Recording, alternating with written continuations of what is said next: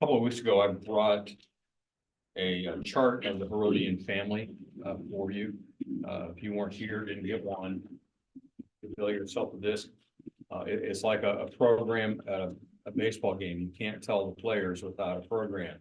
And you can't tell the Herods without seeing the family tree. So pick one of these if you want to keep it in your Bible for reference anytime you come across a Herod, so you can place them where they are.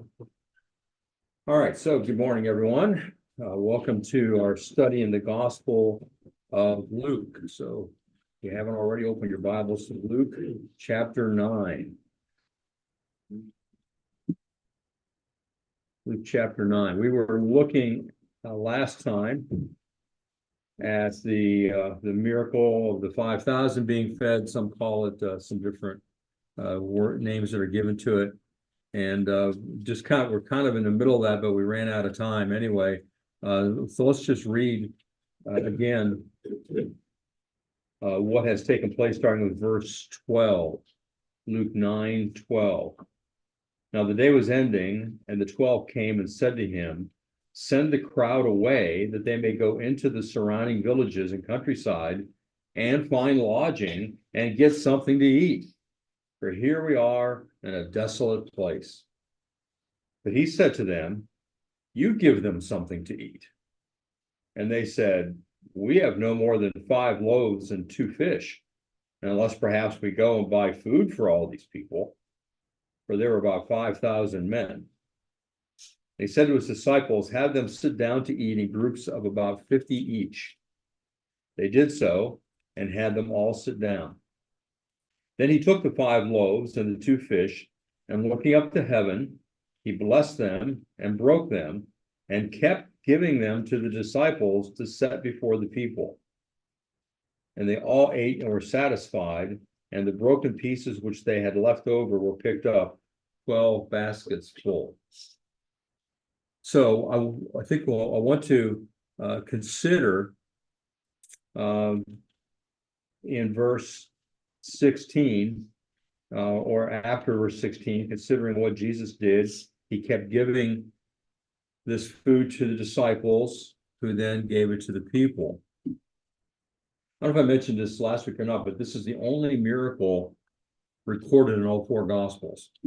So pretty important to all the Gospel writers. But this is an instance where Jesus used what was available to perform a miraculous work. He didn't always do that. Sometimes he just created things. But you think about the first miracle recorded in the Gospel of John, where he made water into wine. He used water, made it into wine. Here he is using these 5 barley loaves and 2 small fish, and out of that he is creating food. Now, it got me thinking. I wonder, can we think of other times in the Bible where God used resources of people to supply needs? Think back. What are some other times when God used something that people had in order to supply needs? Good I morning. remember something about a lamp, the oil in the lamp, right? Are you thinking of Hanukkah? Or are you thinking of the woman that and her son who had oil, and maybe that's probably what you're thinking of, and God multiplied the oil so that she could sell it and have money to buy food? Yeah. That's the one you're thinking of? It was like, remember. Yeah, that would be an example. As long as she kept pouring the oil and it kept coming. It was like it was connected to an oil well down there. Yeah. Any other instances? Well, there was always manna from heaven. Well, what was the natural thing that God used to provide manna from heaven?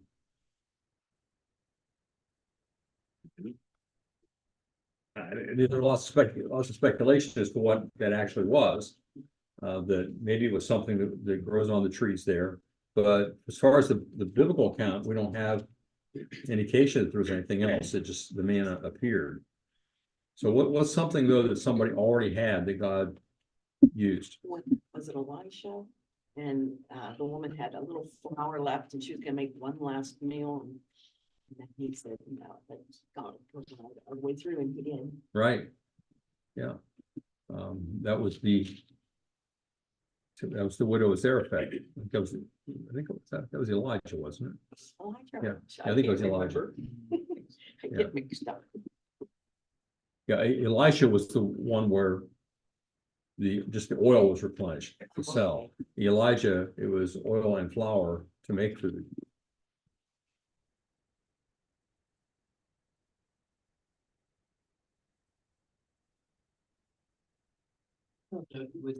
It's not miraculous, but you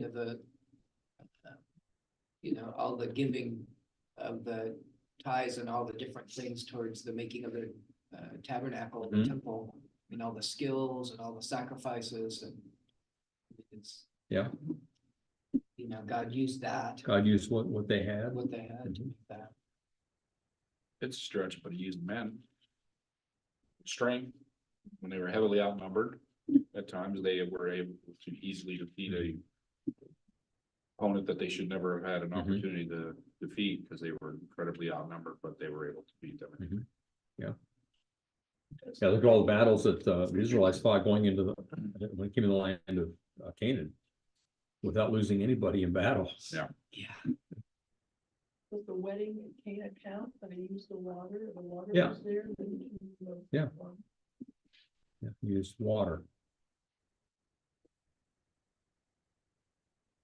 Remember Moses?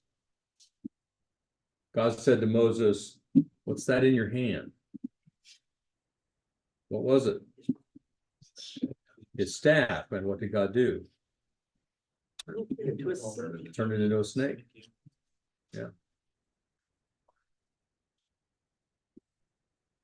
Oh, yeah, then he hit the rock and the water sprayed. Came out of a rock.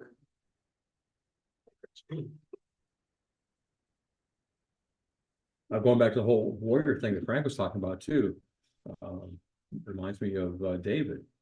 Not only he used David, but how did he use David? He used David's ability with a sling, but whether it was his own pinpoint accuracy or God directed the missile to the right spot to fell Goliath.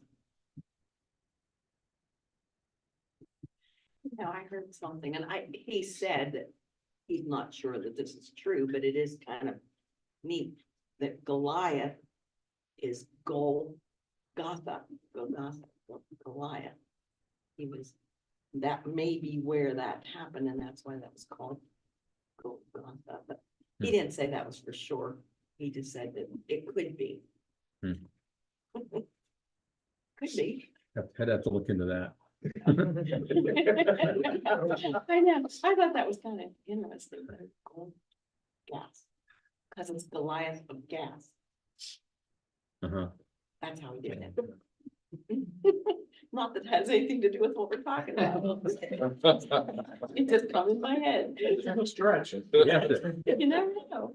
We have to be careful in going from Goodness gracious. one language to another and seeing connections between words that may sound alike, but if there are different languages, there's probably no connection. Golgotha is Aramaic, I think, isn't it? So that there may be a connection there.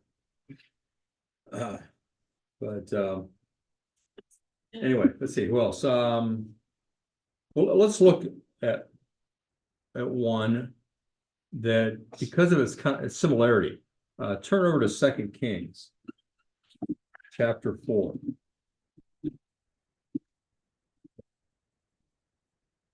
Second Kings, right after 1 Kings.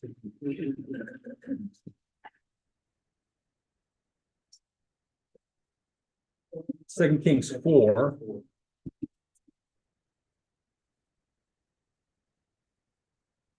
Whoops. I turned to 1 Kings. I can't find it. I looked for the verses and they weren't there. I was in the wrong place. Verses 42 to 44. Would someone like to read that for us? I got it. All right, 42 through 44. uh-huh. 2 Kings 4, right? 2 Kings 4. And there came a man from Baal-shalsha and brought the man of God bread of the first fruits, 20 loaves of barley, and full ears of grain in its husk. And he said, give unto the people that they may eat. And his servant said, what, should I set this before 100 men? He said again, give the people that they may eat. For thus saith the Lord, they shall eat and shall have some left. So he set it before them, and they did eat, and left some according to the word of the Lord. Interesting, huh? Hmm. And even to the statement, give to the people. And what did Jesus say to his disciples? You give them something to eat. I can't help but wonder whether they would have been reminded of this event.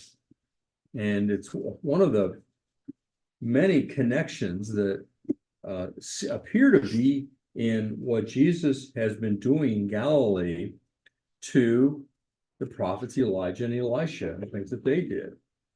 I don't think that's an accident. Going back to Frank's warrior thing too, Samson. There are a number of times that God used Samson, and maybe that you're thinking, maybe that's what you're thinking of, natural ability. But think about even taking the jawbone of a donkey and killing 1,000 men with that. You know, it became a weapon of mass destruction. It was the jawbone. If anyone else come to mind before we move along? David with the stones, that's probably why Carol went fly. Thank you. And David's mighty men too, for that one, he, with the sword in his hand, killed all those people. And then he couldn't let go of the sword. It was molded into his hand. Yeah. Or maybe think of Caleb. Yes. And I'll take that mountain. Mhm. 80 years old. Yeah. So I thought that was an important principle for us to think about, because sometimes we may think that we really don't have any special abilities or anything that we can do for the Lord. But what do you have? What do you possess that God may use to accomplish his plan? In fact, think back of times when God may have used something you possess. Does anything come to your minds that in your own experience that God has used to accomplish his plan through something that you have? When I was first saved, and I still love the word God, but when you're first saved, how you're so on fire and just can't get enough of it. And I just talk to everybody. You know, I talk to everybody I come across, and I hope some of them are saved because it was so exciting to me. And so I suppose God used that time, I hope, Mm-hmm. for a good ending. We moved from there then since then. Yeah, that's something we all have. Although we may say, I don't have time, but we all do have time. Even if it's while we're standing in line. And I know I'm really bad at this, you know, striking up conversations with people, and you know, and sometimes they'll say something and I'll think later, man, I should have jumped in with something and I didn't. But we should always be ready for that. Most of us have a vehicle. Maybe there are times when God wants us to use that. I find it kind of fascinating how God has used some things that I just thought were the worst parts of my life, which obviously have been difficult, but how God has used that for good. And Yeah. it's amazing. It's amazing how, you know, when people see your joy or your strength after going through that, they don't understand it, how that can be used. That's exactly what Peter is talking about in First Peter when he says that we are always to be ready to give a defense, apologia, for the hope that is in you. When people see the hope that you have, in tough times. All right, any other experiences you've had?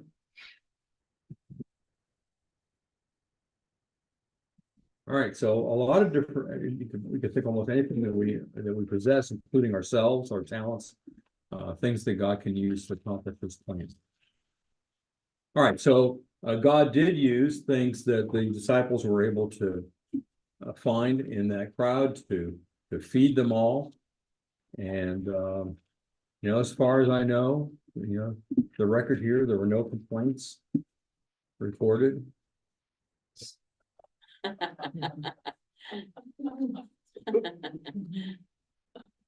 Today, that might not be the case. I don't know. And then verse 17 says, and they all ate and were satisfied. This, the New King James says filled. They were satisfied. So it's not like what we call the Lord's Supper, which you might say you ate it all, but no one's full. In this case, not only did they all eat, but they all ate to being satisfied, to being stuffed. It was more like Thanksgiving. They ate their fill. Now, there's a good reason why I think that there were pieces left over. Have you ever had a meal and maybe the person that made the meal, you're at somebody else's house and they really didn't make enough food and you wish there were more, there was more food, but it's gone. And Never happened. never happens. If you're in a foreign country, it might happen. And so you're not satisfied. But if there's leftover, if there's food left over, that means everybody's had all that they wanted, right? Otherwise, there wouldn't be leftovers. And so we have these leftovers here. That indicates that they've all had their fill. Luke does not give us the spiritual message that we find in John. So I'm going to attempt to lead us to the conclusions that Luke has in mind about this event. It's easy to go to other gospels and import what's there, but I want us to focus on what Luke says. And it is simply that Jesus produced food out of a lot less than what he produced, and that there were a lot of leftovers, pointing to who he was. Now, we're told that there were baskets, 12 baskets left over. What is a basket? Well, here is most likely what the baskets look like. There are different words that can be translated basket. This particular word, kophanos, is this kind of a small basket, a wicker basket. These were the kind of baskets that were carried regularly by Jewish people. In fact, they were known for carrying these. So they could take their own provisions with them wherever they went. So they wouldn't have to be defiled by the world or, getting food from somebody, some unsavory person or a Gentile or whatever they would carry. Make sure it's kosher, carry their food with them. Carolyn, did you have a comment? What did they do with the food that was left over? They put them in these baskets. What did they do with the food They ate it. afterwards? Yeah, this is provision for the days to come. Yeah. Yes, that's exactly right. How did they keep it fresh? They didn't have refrigerators and stuff, did they? I mean. No, but barley loaves, bread that can last a while, and these little fish may have been pickled. They did that a lot with small fish. So it was the kind of thing that was meant to be kept in their little lunch boxes, a little basket that they carried around. See the significance of 12 again. And so what does that show us? Not only the number 12, but how does that relate to what's happening here? Each disciple has a basket. So each of them has provision for the next few days because they're full. They wouldn't eat a whole basket like this in one sitting. This is for several days worth of eating, it would seem. And we know that they weren't full before. Why? How? Cause you only had the 5 and 2. Yeah. So they turned their baskets upside down. See, Lord, we don't have any. Oh, we got 5 loaves and 2 fish, but we don't have anything in our baskets. And it should be noted, someone's pointed out that the broken pieces would not have been gathered from the grass. So it wasn't like a lot of people today eat and throw the scraps in the grass, because poor people don't throw away food. Even if they're not going to eat it, they don't throw it away. So the leftovers were put in the baskets, and so it could be eaten later by the disciples. So, And you know, too, if the bread is anything like bread you have in Europe, it's really hard. Yeah.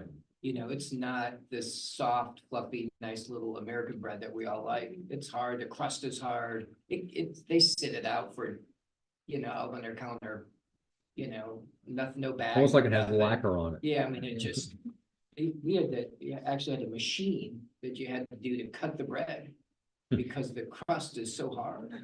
Yeah. And so, If you ever gone to Woolley Brothers, gefilte fish, you see it's a salted fish Yeah.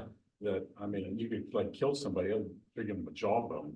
You know, if you hit somebody with it, and it has to be soaked actually to eat.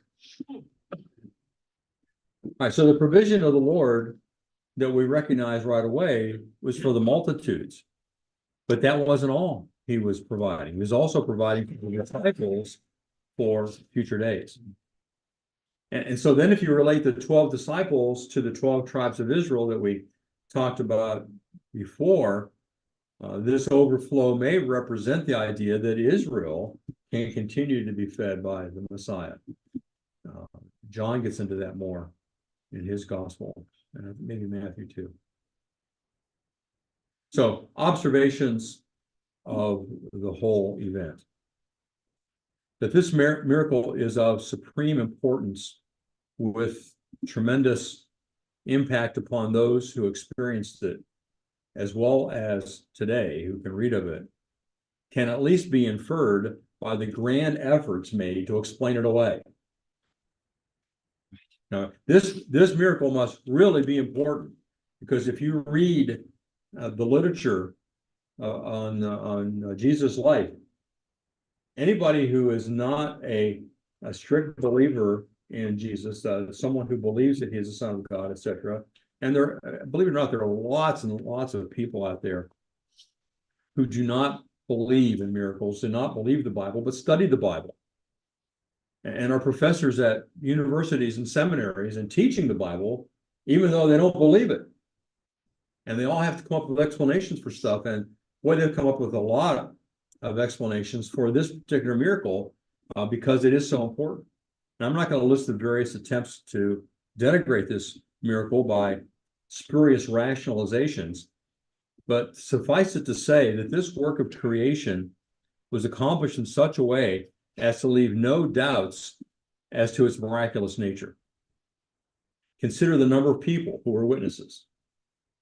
Consider also that this was no phantom meal fully satisfying everyone present. No one was saying, well, I think I tasted something. Still feeling kind of hungry, but I'm sure I saw some bread and fish coming out of his hands. You know, this was no mirage. That the fare was real can be observed by the amount of food left over. As J.C. Ryle said, nothing in short can explain the whole transaction but the finger of God. The same hand which sent manna from heaven in the wilderness to feed Israel was the hand which made 5 loaves and 2 fishes supply the wants of 5,000 men.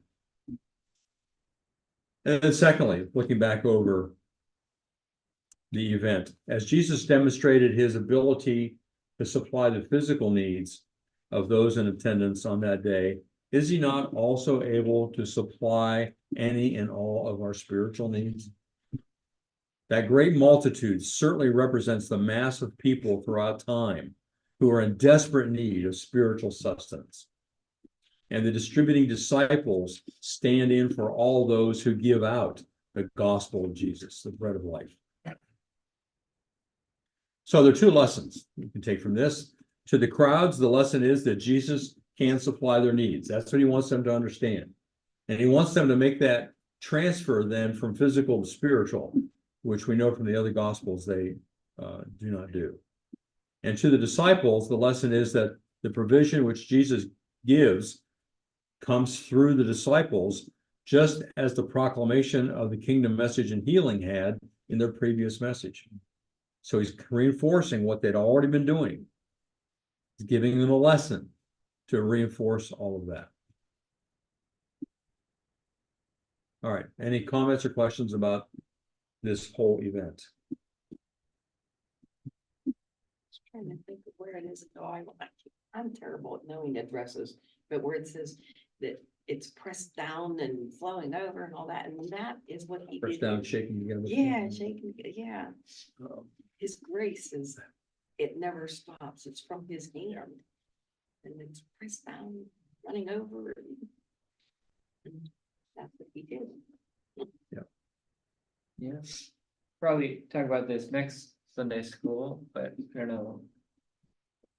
There's Sunday school on the 31st. Yes, So I will be here for There next is Sunday. 31st. yeah. I will be here for that one. But I think it's really interesting how the next passage, verse 18, and is one of the big moments, I think, where Mhm.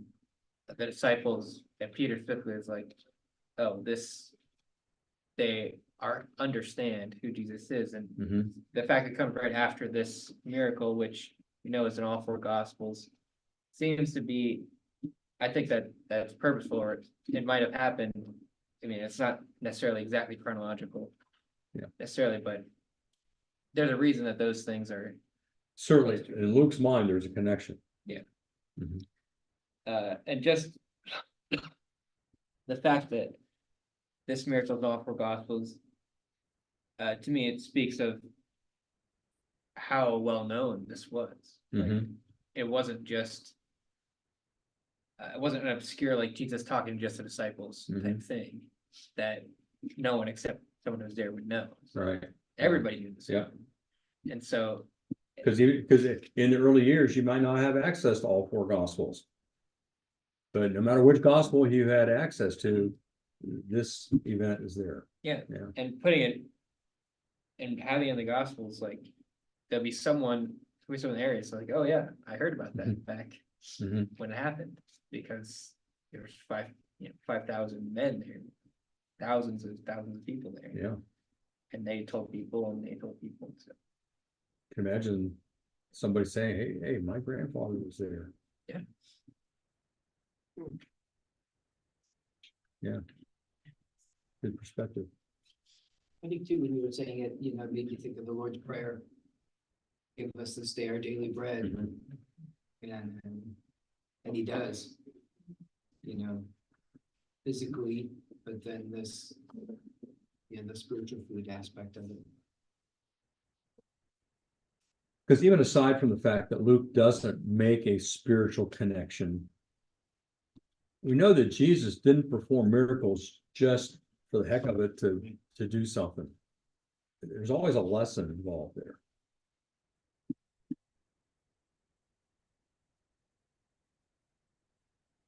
Yeah, Jim?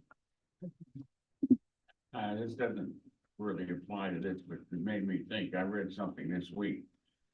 Over in Turkey, I don't know if you read about the man that got up, was defending Hamas and said that God's going to strike the Jewish people, and he had a heart attack and died right on the Oh, spot. wow. Right there. You mentioned the wrong person there. Isn't that amazing? What God was going to do. I don't know how many people saw that or read that. Well, Oh, bless How them. ironic, Bless huh? Israel and curse those who cursed Israel, and he was cursing Israel, and boom, down he went. Oh. Goodness. all right, since James brought it up, let's go on to the next little section here. We'll see if we can, I think we can squeeze that in. So we come to, again, the identity of Jesus, identity verses 18 to 22. And it happened that while he was praying alone, the disciples were with him. Now, I know some of you are thinking, he was alone. And how could the disciples be with him? Jim? Well, like when he was in the garden, they were all there, but he went off. Yeah. By himself. Yeah, that's a good explanation. And that he wasn't publicly praying, Right. so he wasn't praying with the disciples. He was praying by himself. Yeah, I thought we'd get some answers to that, just in case some of you are logically thinking, what could that be? In proceeding to this selection, Luke does omit much that the other gospel writers include. And if you want to see what the other gospel writers tell us happened in the intervening time, Matthew 14 through 16, Mark 6 through 8, and John 6. So you can see in Matthew, it's a couple of chapters. Luke, it's a couple of chapters of stuff that happens. But Luke wants us to see a connection between the feeding of the 5,000 and this next occurrence. This serves to tie more closely the questions about Jesus' identity from John the Baptist, Herod Antipas, and now Jesus himself, because they're in close proximity to one another. From Luke's narrative, it's not clear just where this took place. He doesn't mention it, which is a little surprising. And from Luke's narrative, it appears to still be in or about Bethsaida. Now, the location doesn't affect what occurs here, so Luke leaves it out. We know from Matthew that this happens in Caesarea Philippi. Since this was Gentile territory, it seems curious to me that Luke left out this detail. Since he's writing to Gentiles, you think maybe he would bring that up, as another thing for them to consider. But he must have just seen it as being unimportant. However, Luke alone mentioned that Jesus was praying. The other gospel writers don't. He may have done so to tie this incident to the feeding of the 5,000 when Jesus also prayed. Thus, he presented the feeding and the revelation to Peter as coming in answer to prayer. Luke records 7 times that Jesus prays, each time at a major crossroads in his life. To this point, he prayed before his baptism, when his fame was growing abroad, before he chose the 12, and then here at Caesarea Philippi. So, following his prayer, he questioned them, saying, "Who do the people say that I am?" What happened here? That's not the slide I wanted. There we go. And they answered and said, "John the Baptist. Others say Elijah, but others that one of the prophets of old has risen again." Does all that seem familiar? Why is that familiar? Because Herod just earlier in the chapter. Yeah, back in verses 8 through 9. How soon you forgot? Just a few verses back. These are the same possibilities that were given to Herod Antipas. This revealed they at least thought there was something special, even supernatural with him. But remember, I gave you the illustration of the multiple choice answers? How these 3 answers were the ones Herod Antipas had to choose from, but these are none of them the correct answer. And this is where I wanted that slide. Jesus says then, "Who do you say that I am?" Think back just a few verses before this. You feed them. All right, here's what's going around. Who do you say that I am? Is it one of those choices? And the word "you" is an emphatic position in the Greek. That's, it's all caps here in the English. Who do you say that I am? And Peter answered and said, "The Christ of God." Of course, Christ is the word Messiah in Hebrew. The Christ of God. Luke's account of Peter's reply is a bit shorter than the one we're used to hearing in Matthew's gospel, and also doesn't include the explanation that Jesus gives in Matthew's gospel as to how Peter knew this. But again, Luke is not focusing on that at all. Again, a little surprising since Luke's emphasis to Gentiles would more naturally be Jesus as the Son of God rather than Jesus the Messiah. But that's what he records. Dr. Thomas Constable explains it this way. Probably he did not see that as necessary since the title Christ had become synonymous with the divine Messiah among Gentiles to whom Luke and Mark wrote.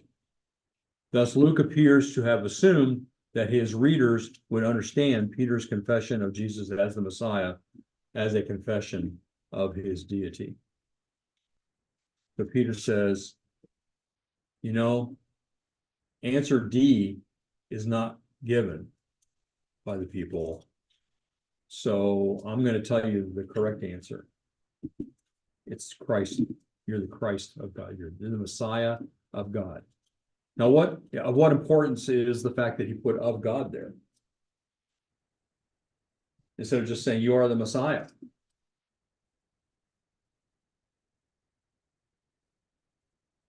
What does of God communicate to us? In this of God, in this God.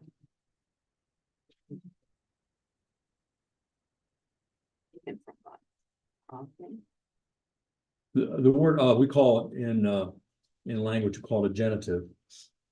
And a genitive can have a lot of different meanings as far as what it might indicate. So the word of in English could indicate possession. It could indicate origin. It could indicate its association, and other things too that don't come to my mind right now. So what is communicating here about the Christ when he says of God? Could be saying you're the true Messiah, the God-given Messiah, because what I remember from Cedarville, there were people in that time and before that who claimed to be the Messiah. It wasn't there, that did happen. Yeah, There were- especially after this. Especially after. Yeah. So, Leading up to the war, it occurs 66 through 70. And then following that, there's another war in 130, something like that, in which there's a guy who claims to be Messiah and he's leading forces against Rome. So this would be to indicate that this is the Messiah, that is the true Messiah. Good. What else? I just kind of find it interesting that, like, isn't this the same Peter that denied him Yeah. 3 times later on? Yeah.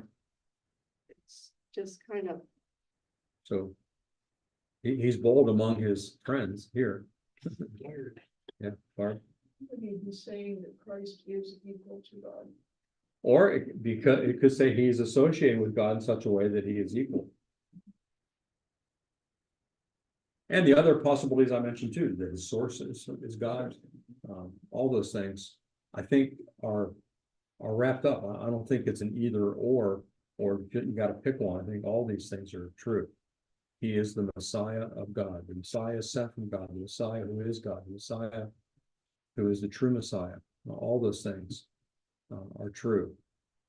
And I'm not going to say that Peter understood exactly what he was saying, or he could have picked out any of those. He's just telling the truth. No, Bill, I think sometimes we limit that word Messiah.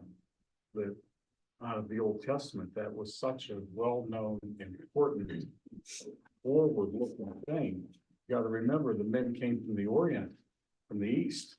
Okay, they knew of the Messiah. The Muslims today know that there's a Messiah.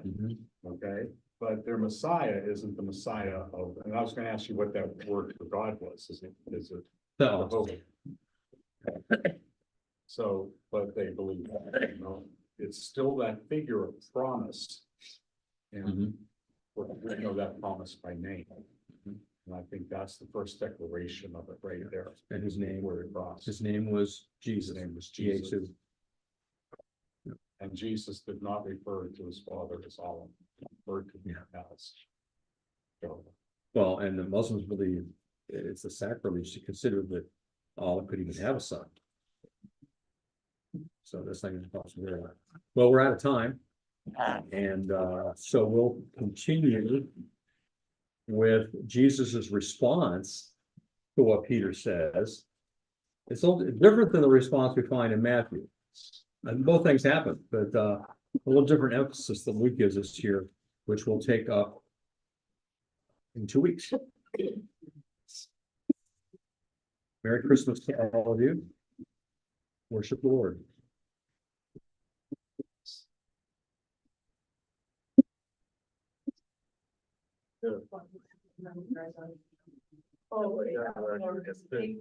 Yeah, I was glad to come on. Yeah.